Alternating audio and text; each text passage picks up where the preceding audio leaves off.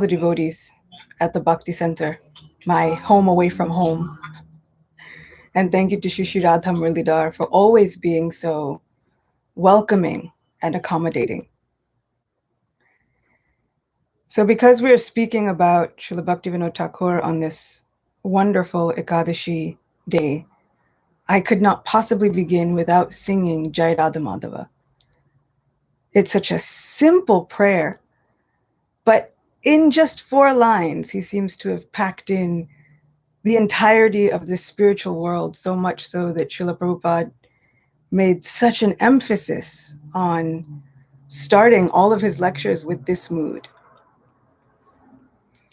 Jai Radha Madhava Kunja Bihari Gopi Janna Vallabha Girivaradhari Jai Radha Madhava Kunja Bihari Gopi Janna Vallabha Girivaradhari Jashodanandana Brajajana Ranjana Jamuna Tiravana Chari Jai Radha Madhava Kunja Bihari Gopi Janna Vallabha Girivaradhari Shishi Radha Madhava ki jai, Shishi Radha Murlidhara ki jai, Shishi Radha Govinda Dev ki jai, Shri Acharya Thakur ki jai. So, Shishi Radha Madhava were the beloved deities of Srila Bhaktivinoda Thakur. And sometimes there are pictures of them floating around on Facebook and on different places on the internet, and they're so adorable. It gives one the idea of how they could be named Radha Madhava, with Madhava being the abode of sweetness. So in that vein, I'd like to offer our respects to all of our spiritual masters. Nama Om Vishnu Padaya, Krishna Prasthaya Bhutale, Shrimate Bhaktivedanta Swamini Tinamane, Namaste Saraswati Devi Gauravani Pracharine, Nirvishesha Shunyavadi Paschatya Deshatarine. And of course, the prayer to Srila Bhaktivinoda Thakur himself. Namo Bhaktivinodaya Sachidananda Namine Gaura Shakti Swarupaya Rupanugavarayate. I offer my respectful obeisances unto Sachidananda Bhaktivinod, who is transcendental energy of Chaitanya Mahaprabhu. He is a strict follower of the Goswamis, headed by Srila Rupa. I offer my respectful obeisances unto all the assembled Vaishnavas.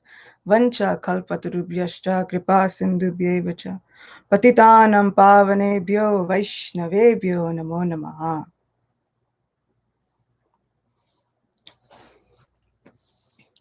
So I wanted to start with reading the translation to the song Shuddha Bhakta, because he mentions about these wonderful festival days like Ekadashi being the wealth of the Vaishnavas. Serving the dust from the lotus feet of pure devotees is favorable for advancement in devotional service. Serving the devotees is the highest perfection, and it is the root of the creeper of love of God. The mother of devotional service is the observance of the various auspicious days that are related to Krishna. Therefore, I carefully try to observe these days with great respect. I faithfully accept as my residence the place where Krishna lived. In the company of pure devotees, I will go and see all those places my worshipable Lord Gauranga had previously visited in his ecstatic mood. My mind always looks for an opportunity to hear the sweet sound of the mridanga. When I hear the glorification of the Lord as inaugurated by Gauranga, my heart dances in ecstasy. When I see the beautiful deity form of the divine young couple, Sri Sri Radha Krishna, I become ecstatic. When I honor the Lord's remnants of food, all of my material desires are conquered.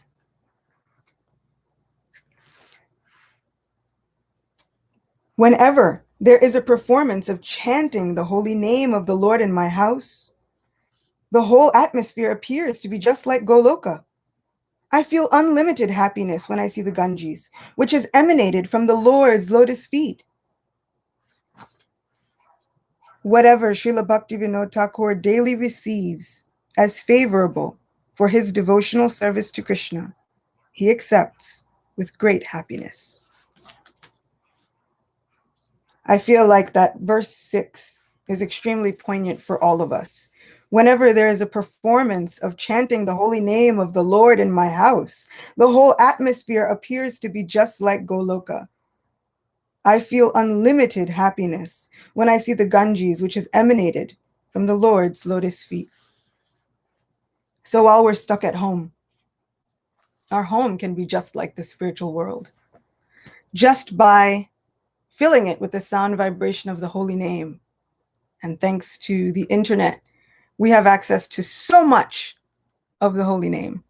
We have access to the great river that is flowing from the lotus feet of our dearest Sri Krishna. Srila Bhaktivinoda Thakur was born in the 19th century. A lot of people say that he was born with a silver spoon in his mouth. His parents had a lot of wealth, but ultimately, that wealth was lost. And he toils throughout his life in order to maintain his family.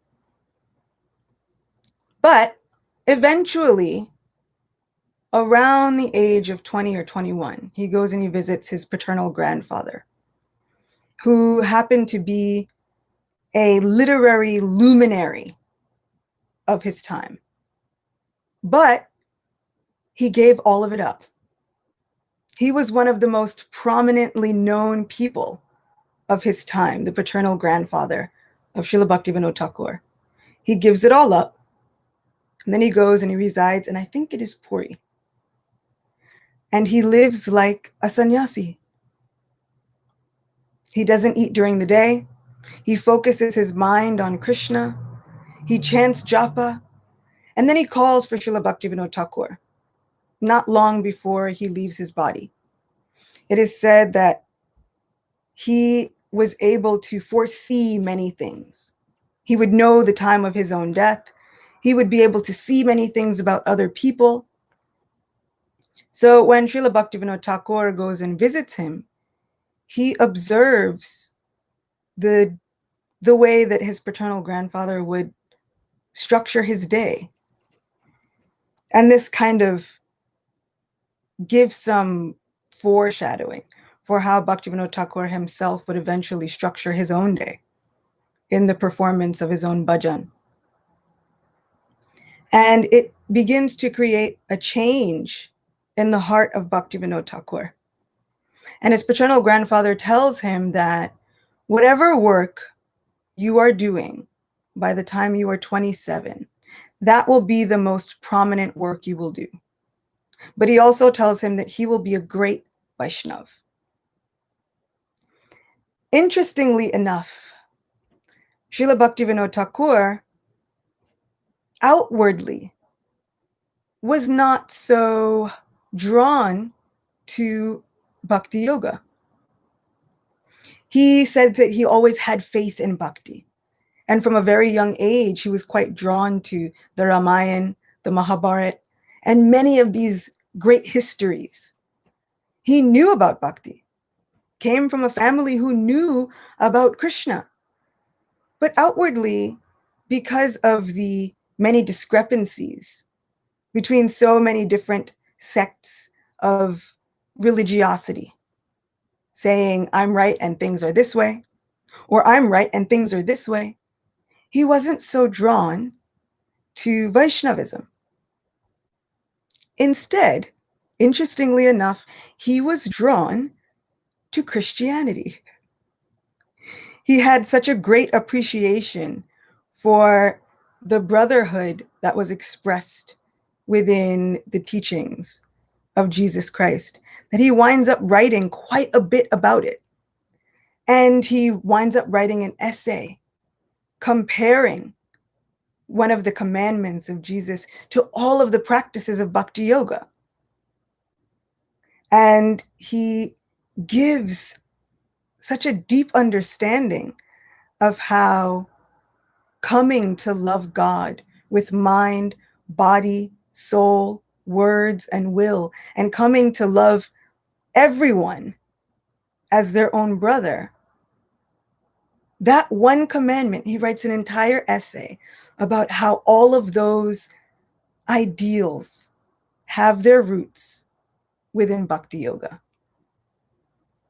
So I find it so fascinating that this wonderful Vaishnavacharya had such respect and he was so drawn to the teachings of a quote unquote foreign religion. And it's interesting because we might think that a Vaishnav would somehow decide that Vaishnavism is the best and that is the only thing that should be spoken about. However, Srila Bhaktivinoda Thakur went the route that we should abandon all sectarianism. We should abandon this idea that my way is the best way. My way is better than others. And instead, we can see how so many other areas of religion have their roots in bhakti. Because, as Srila Prabhupada says, true religion means to know who is God and how to love God. So that is the character of Srila Bhaktivinoda Thakur. Really imbibing this mood of each religion at its core, if it is real religion, teaches who is God and how do we love God. It is said about his character that he was a friend to all. And we see this so many times. We see it in the prayers to the 6 Goswamis, that they were friends to all. They did not consider whether one is part of my religion or not. It was said that he would never hold a grudge against anyone. He tried to react favorably towards everyone.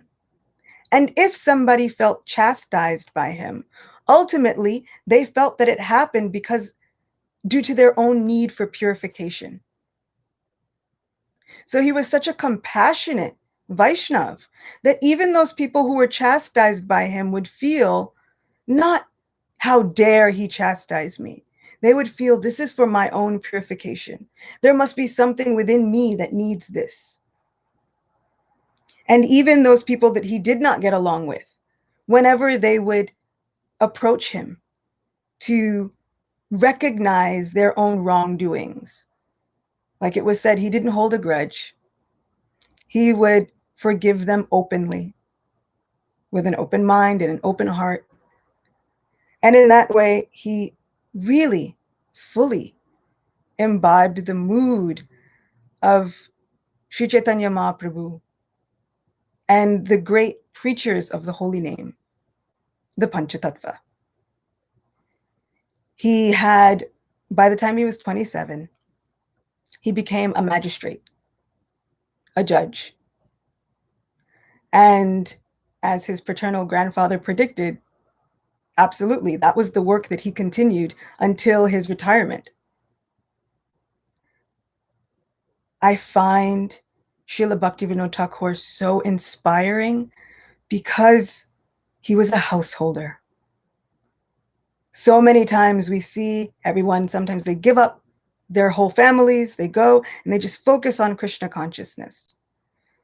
Srila Gaur Govinda Maharaj would say sometimes Grihastha life is spiritual life at a crocodile's pace.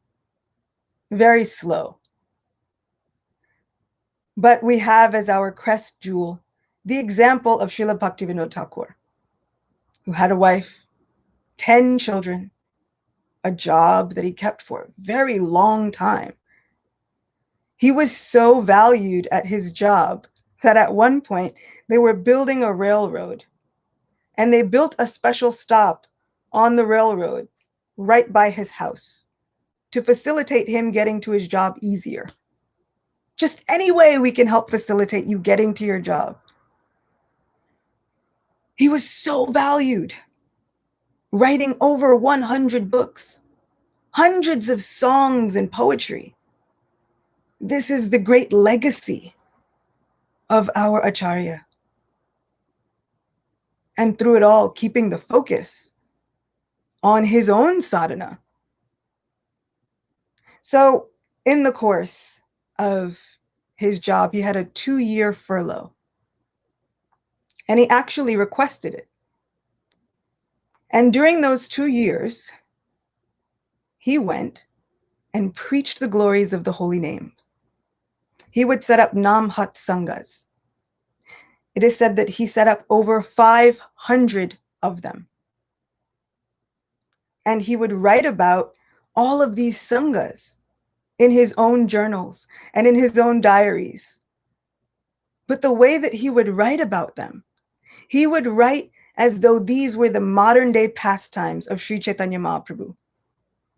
He would refer to himself as the sweeper, with the most humility, just the sweeper. Others would be referred to as the caretakers, bearers, but he would establish that the storehouse of this great treasure of love of God is none other than Srimad Bhagavatam. And the Panchatattva were so many different players who had come to establish and break open this storehouse of love of God and distribute it everywhere. But now, in his own time, he would write how the sweeper was welcomed at a certain place, which songs were sung, which stories were told, how the kirtan was held. So this is often inspirational for me because I love the idea and the art of journaling. And we can take this as a direct incentive to journal as though we are also participating in Mahaprabhu's movement. We are also part of this great movement. Srila Bhaktivinoda Thakur has shown us the way himself. And so we should also think every time we are given the opportunity to be in the association of devotees, well, what happened? Who did what? What did we sing? What did we speak about? What great points were made? Someday, we'll look back on all of this, and this will be our Vaishnav history. And who knows, others that come after us will look back at this as ISKCON's great history. Not that Srila Prabhupada came and then he wrapped up his earthly pastimes, but then what happened after that? So many things happened. Mahaprabhu manifested his mercy in so many ways, but they won't know unless we write about it. So I felt so encouraged reading about the wonderful modern day pastimes that Srila Bhaktivinoda Thakur would place himself in. And not just himself, but everyone who participated. We are all recipients of Lord Gauranga's mercy. And this biography, The Seventh Goswami by Rupa Vilas Prabhu, has been invaluable. I read it when I was younger, and then I read it again as I was thinking about this lecture.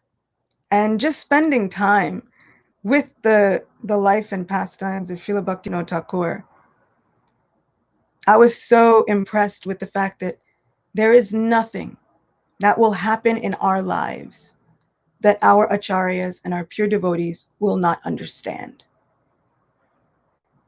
we should take full advantage of having this great family lineage. These are our grandfathers, great-grandfathers, great-great-grandfathers. And the grandparents are the ones who spoil the children. The parents are the ones that have to be giving discipline, but the grandparents are the ones who spoil the children. So I feel as though we should take the opportunity to write offerings to our senior acharyas, to our grandparents and our ancestors, in hopes that they spoil us with their love and their mercy, and with the idea and the conviction that there is nothing that we will go through that they cannot understand. And in that vein, I want to read the story of the chastisement of Bishakshen. It is a story that has been told many times. It's quite a famous story, but it's one that I never get tired of hearing about.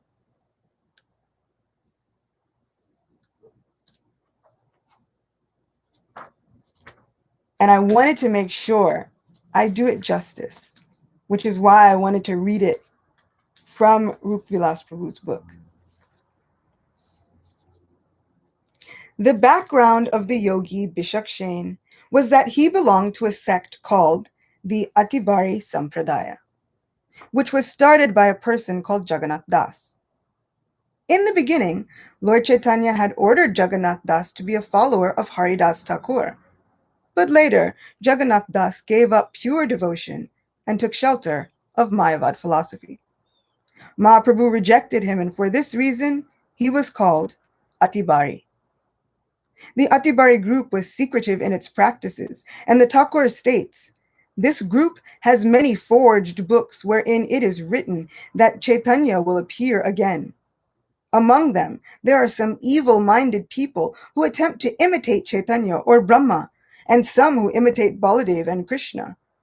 One person, known as Bishakshen, a scoundrel who had developed a little yogic power, was thought to be Mahavishnu himself." This story reminds me a little bit of the story of Pondrak Vasudev from Srimad Bhagavatam. The yogi established a temple in the jungle near the village of Sharadepur. And as he exhibited many mystical potencies, numerous people came to serve him. It was predicted in the concocted scriptures of the Atibaris that there would be a battle on the 14th of Chaitra, March-April, and that Mahavishnu would then reveal his four-armed form. This news was spread in the villages, and the yogi sent out a circular announcing that Bhagavan Mahavishnu, who had descended as Bishakshen, would deliver India from the hands of the Europeans by killing them all. He also began to exhibit various miracles to impress people. He would sit erect in front of a fire and lean into the flames for some time, and then return to an upright position without any injury. He could read people's minds, instantly cure diseased persons, and manifest fire from his head. To those who lacked knowledge of the various yogic practices by which siddhis, or powers, are acquired, these events seemed extraordinary, even godly. However, to a serious student of the doctrines of yoga, like Bhaktivinoda Thakur, such powers were simply an insignificant display of material power acquired by austerity, with no real spirituality. Even to this day in India, unscrupulous persons who perform severe penances acquire these magical powers simply to get a large following and exploit their simple-minded followers for material advantages. Their naive followers often become convinced of the divinity of the rascals and worship them as God.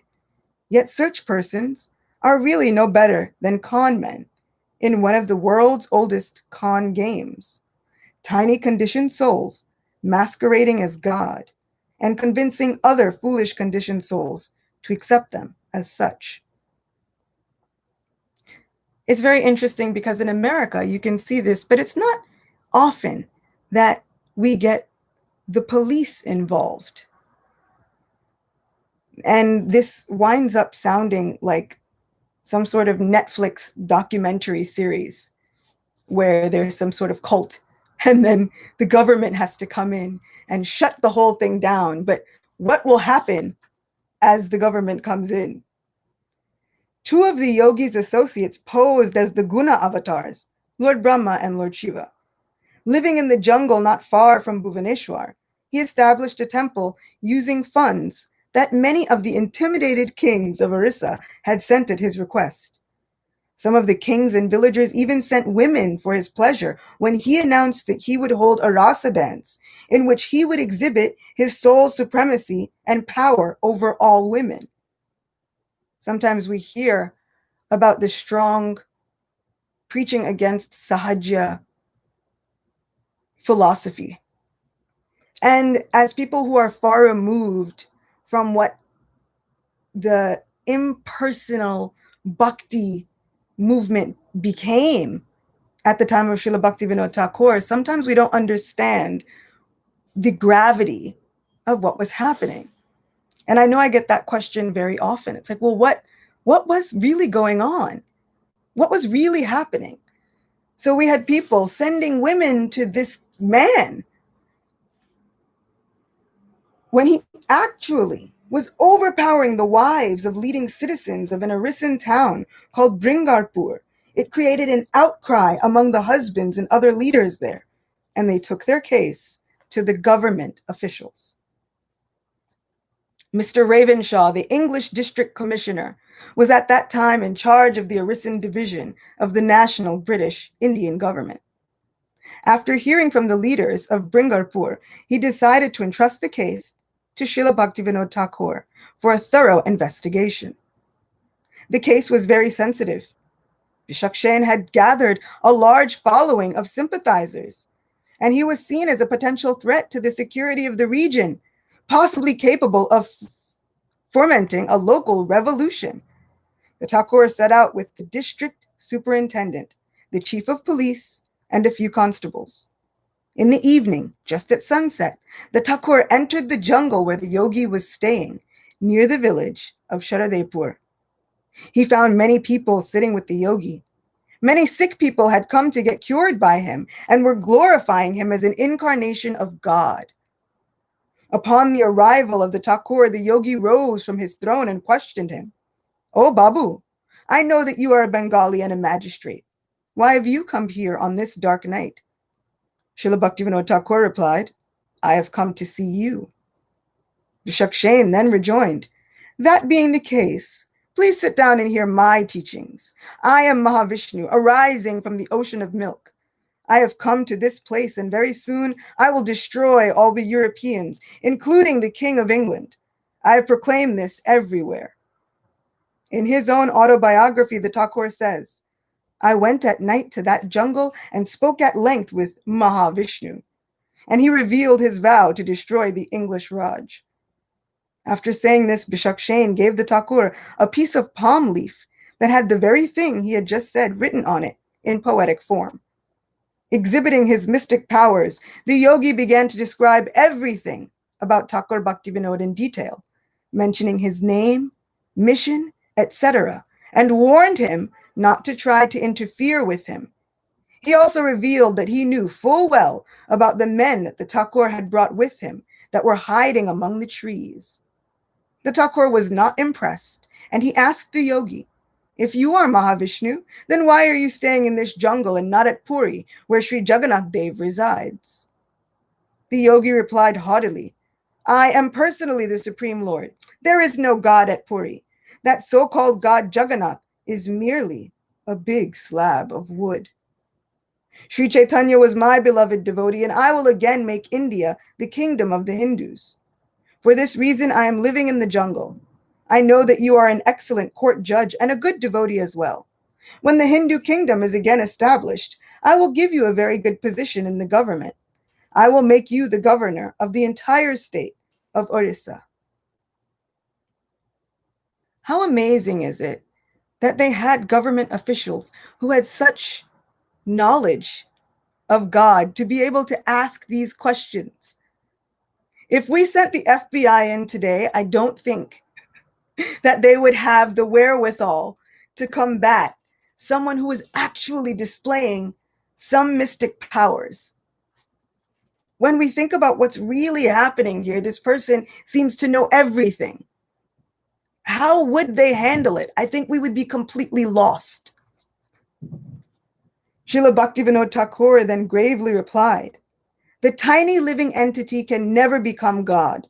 Ravana, Hiranyakashipu, Shishupal, Dantavakra, and many others who came under the influence of this arrogant mentality were all destroyed." See, I don't think that there's a government official who would be able to combat all of this. The yogi, in order to impress the Thakur with his power, then called before him many people with incurable diseases and in a moment made them well. One person was suffering from a spear wound. The yogi brought him under his control and produced some ashes, which he smeared on the wound. Immediately the wounded man was well and free of pain. The Thakur was not moved, correctly seeing the yogi as an offender to the Lord, using God-given powers for his own self-aggrandizement. Leaving some spies to watch the yogi, the Thakur spent the night in a tent at Sharadepur. The yogi had to be arrested, but first further investigation needed to be made. The next day, the Thakur traveled to the villages in the region to gather reports from the people. In some villages, he heard praise, but others were angry about the yogi's affairs with married women and were anxious that this fever of attraction to the yogi might spread to the women of their own villages and result in scandal and humiliation. Thereafter, the Thakur gave the order to arrest the yogi, and seeing his men fearful, he personally led them, bringing with him 2 police inspectors, a police superintendent, and over 100 armed policemen. They arrived in the early morning hours. A sacrificial fire was burning in front of Bishakshen, and well over 1,000 followers were present. Many were offering prayers to the yogi. The Thakur and the policemen appeared on the perimeter of the crowd. When the yogi's followers saw the red-turbaned policemen armed with rifles and bayonets, many of them began to flee. News was quickly spread to the villages that the government had sent an army to arrest the avatar of God. Bishakshen sat observing all of this calmly. Srila Bhaktivinoda Thakur approached him. There was a short silence. "Babu, what is the meaning of all this?" asked the yogi with apparent serenity. "They have come to take you. It is the governor's order that you should be brought to Puri," replied the Thakur. The yogi replied harshly, "Who is this governor? I am king, for I am the supreme Godhead and master of all the universes. I bow down before no one. Let us see who is able to take me away from this place." "If you do not go peacefully, we will be obliged to take you away by force," replied the Thakur sternly. Becoming enraged, the yogi cried, "I order you to immediately leave this place. Let us see who has the power to take me."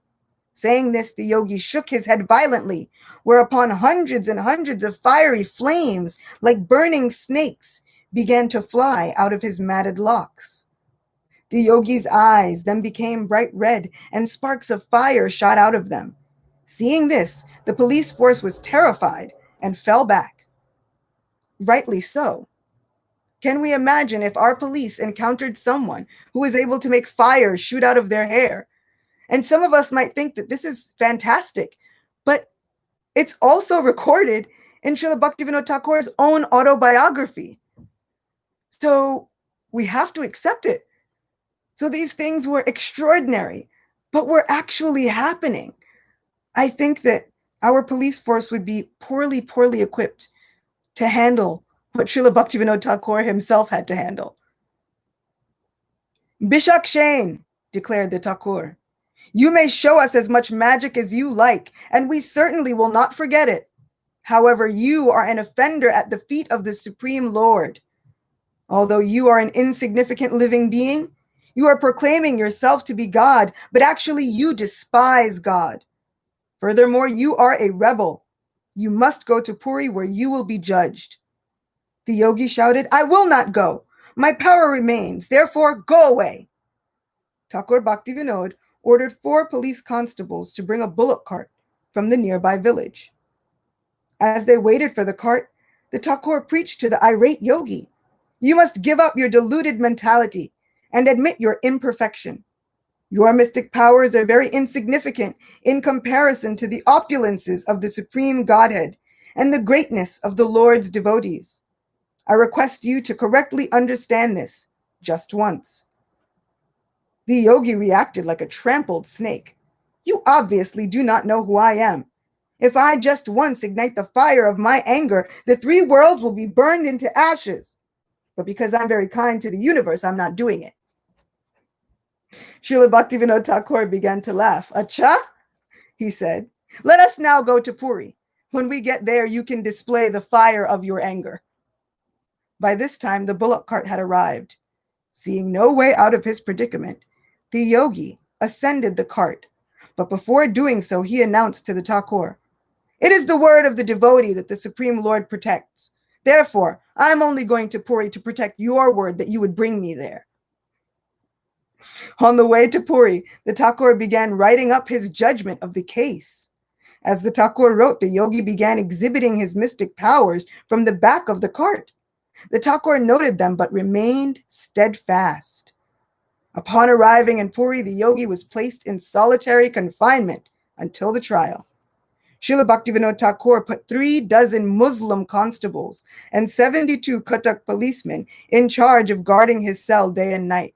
I find it really smart and interesting that there were 36 Muslim constables.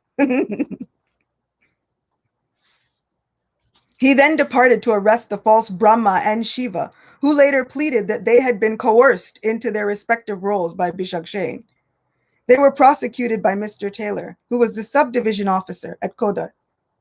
Bishakshain fasted from both food and water and did not sleep at all. Srila Bhaktivinoda Thakur repeatedly requested him to eat and gave him many valuable spiritual instructions, but Bishakshain would not hear him. During the pre-trial period, many Orisan people took up a collection and hired a lawyer to defend Bishakshain in court. The trial lasted 18 days. It was held in the district court at Puri. Almost 1,000 of the yogi's followers and sympathizers gathered outside the courthouse during the trial, shouting their demands for the yogi's release. On the 5th day of the trial, court was adjourned for the day. At the completion of the 6 days' hearing, Bishakshain ominously threatened the Thakur. "Babu, you must immediately desist from prosecuting me, or everything you have will be destroyed. Go to your home now and see what disaster is taking place there." When Bhaktivinoda Thakur arrived at his home, he found that his second daughter, 7-year-old Kadambini, afflicted with some deadly disease and high fever, repeatedly losing consciousness. Loud sounds of lamentation filled the house, but the Bhaktivinoda Thakur did not fail in his determination, for he knew that the Lord would protect him from the insignificant powers of a yogi. Many doctors came to attend his daughter, and by 8 o'clock in the morning, she was well and playing in the courtyard. The Thakur's wife, Srimati Bhagavati Devi, became very anxious for the safety of their children, and she pleaded with her husband to let Bishakshain go before he destroyed their whole family. "Yes, let us all die," the Thakur replied, "but this rascal must be punished." The Thakur recalls the period in his biography. "All over Puri there were disturbances," he says. At that time, the Puri school had a fire, and all of the people suspected him. Also, at this time, Kadur, a name for Kadambini, came down with fever. Bishakshain, by his practice of yoga, had by some means attained yogic powers, and I obtained a lot of evidence against him.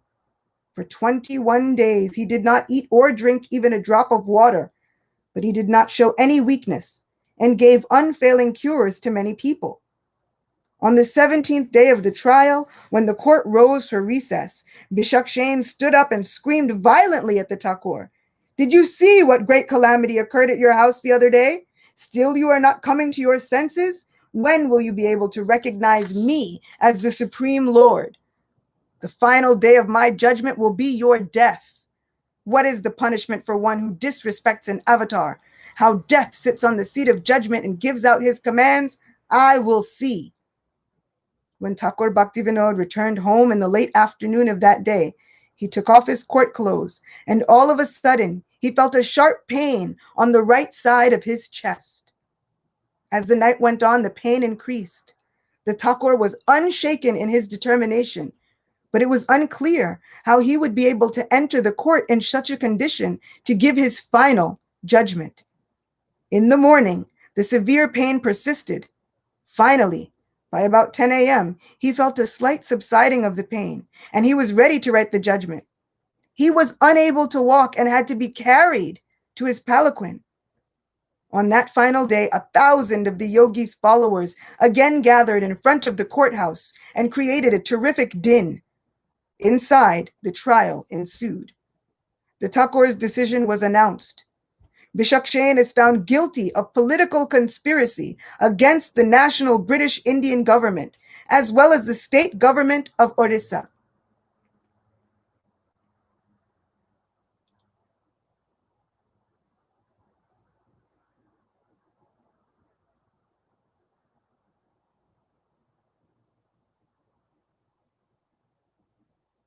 Sorry, there was an interruption on the Zoom call.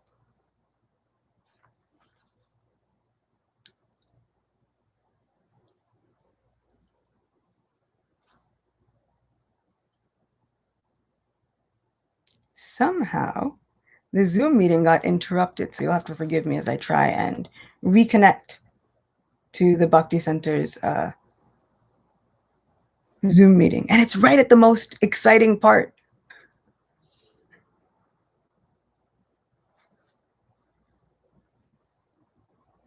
Let's see what we can do.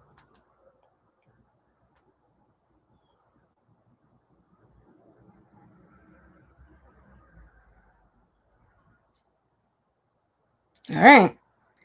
We are going to continue reading. For some reason, I'm unable to reconnect to the Bhakti Center, but I'll try again in another moment. So, the Thakur's decision was announced. Bishakshain is found guilty of political conspiracy against the national British Indian government, as well as the state government of Orissa, and therefore is sentenced to 18 months of strict imprisonment and hard labor. When the huge crowd outside received the news of Bishakshain's sentence, they made a tremendous uproar and began to cry in unison, "Injustice! Injustice!" Bishakshain was being led away from the court when suddenly the district medical officer, Dr. Walters, jumped on the rascal from behind and cut off his long hair with a pair of scissors. The English officer had come to know from his studies of yoga that yogis often conserve their powers in their hair. As soon as the matted locks of Bishakshain were cut, he fell to the floor devoid of all power and unable to walk.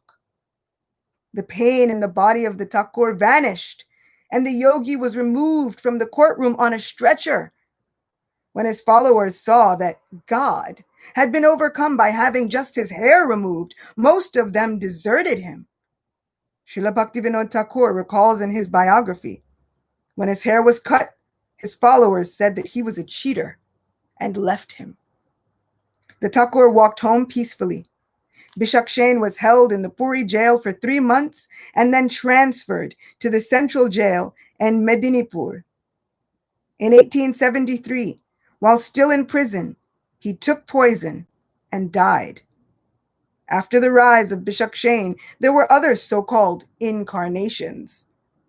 In Yajpur, a Brahma took over Bishakshain's former group and was similarly punished. And in Kandagiri, a Balaram made his attempt, but was so swiftly thwarted. Just as Durvasa Muni had attempted to punish the pure devotee Ambarish Maharaj, but was himself punished, a similar attempt was made on Thakur Bhaktivinoda. But by the grace of the Lord, he was fully protected and victorious. He even writes an article about it in The Harmonist, describing all of these happenings in his own words. It is so wonderful to see his incredible determination. And there are so many similar stories. His Holiness Bhakti Charu Maharaj, he immortalized one such story within the Abhay Charan series, which I loved watching when I was younger. And we see that Srila Bhaktivinoda Thakur was able to defeat so many pseudo avatars. And in one such case, he would sit and just recite Srimad Bhagavatam, holding firm faith that Krishna would protect him in every and all circumstances. This faith of Srila Bhaktivinoda Thakur is something that I wish and hope to cultivate. Such firm faith in just the recitation of Srimad Bhagavatam. We don't need any other mantras. We don't need anything else. He had such incredible determination to chant the holy name and to read Srimad Bhagavatam. And he was able to defeat so many other people just with those two things. He was facing incredible mystic potencies that I cannot even imagine. I can't imagine facing a yogi with mystical powers that can shoot fire at me. He was fearless. Backing up his words, yes, let us all die, but this rascal deserves, he needs to be punished. He had faith that Krishna would protect him, even when he's having chest pains. Such incredible determination. I pray that Srila Bhaktivinoda Thakur gives us all his protection as his grandchildren. And I pray that Srimad Bhagavatam gives us its unfailing, inconquerable protection. As we go through this Ekadashi day, let us remember and pray for the spoiling mercy of our grandparents, our ancestors, our Acarya Thakur. Let us remember what he held close to his heart and what he held as his greatest ornaments and his jewels in life.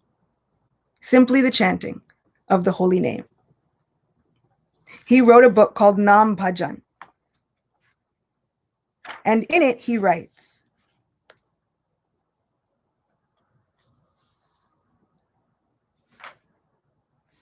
Nam is spiritual, wisdom, vows, meditation, abnegation, mental quietness, virtue, contrivance. None of these can ever equal Nam. Know it for certain that Nam is the highest salvation. Nam is the highest end. Nam is the noblest final beatitude. Nam is eternally existing. Nam alone is the supremest devotion. Nam is the highest intellect. Nam is the best priti, affection. And Nam alone is the brightest remembrance. Nam is the seed, and Nam is the fruit to the jivas. Nam is their Lord, and Nam alone is the supremest object of their worship. Nam is their best preceptor. The Vedas have described the spirituality of the name of Krishna to be the highest truth. O Lord, reasonably we have judged thy name to be higher than the highest, and so do we chant thy name. Nam Bhajan is not bound by any rule. Nam is beyond all virtuous acts. He is spiritual. He is virility and luster in a person. All the Vedas have been manifested from this Nam. Nam is bliss. Nam is Ananda. We can excellently be devoted to him. Nam is worship, and Nam is to be worshipped. Thy feet are to be held in veneration. Repeatedly we fall prostrate at those, thy lotus feet, and anoint thy body with the pollen thereof. In order to lead the soul to its highest stage, devotees mutually discuss on Nam and sing his glories. They believe the name to be Sri Chaitanya in person, and always sing and hear kirtan, which is identical with the name. They are purified by it. Nam alone is Sat, or ever existing. The essence of the Vedas is Nam, the absolute truth, whose form is Satchidananda. O Vishnu, it is only by the grace of thy name that we are capable of offering hymns to thee. So we should adore and pray to Sri Nam alone. I will post this beautiful quote about the holy name from Nam Bhajan. After this live stream is ended, I will post it as part of the description for this lecture.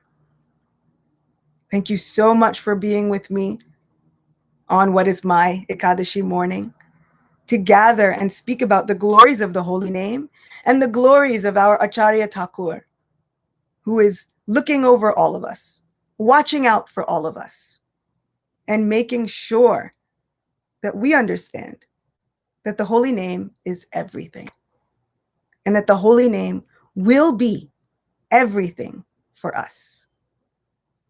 Thank you so much for joining me. Next Ekadashi, which is also a Sunday, there will be another class on another Acharya. And we'll have many more exciting discussions about the adventures of the devotees of Lord Krishna. So please join me again, and I will see you soon. Srila Bhaktivinoda Thakur ki jai. Srila Prabhupada ki jai. Shri Harinam Prabhu ki jai. Ekadashi Titi ki jai. Ananta Koti Vaishnava Vrinda ki jai. Shishi Radha Govinda Dev ki jai. Thank you so much, and see you soon.